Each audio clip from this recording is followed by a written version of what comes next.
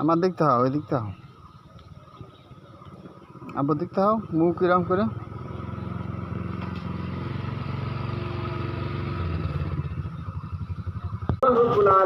ভালোবাসা খুঁজে বেড়ায়। এই ইসলামের 5টা স্তম্ভ, 5টা মৌলিক যে বিধান, এগুলো একটা পরিপূর্ণ ভালোবাসার মহাব্বতের প্রতিনিধিত্ব করে।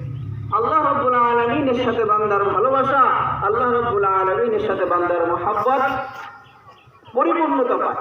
এরপরে যখন আল্লাহ রাব্বুল আলামিনের সাথে বান্দার ভালোবাসা মহাব্বত পরিপূর্ণতা পায়, তখন আল্লাহ রাব্বুল আলামিন ময়দানে পবিত্র ঈদ উল ফিতরের নামাজ সকাল 7:30 শুরু হবে ইনশাআল্লাহ।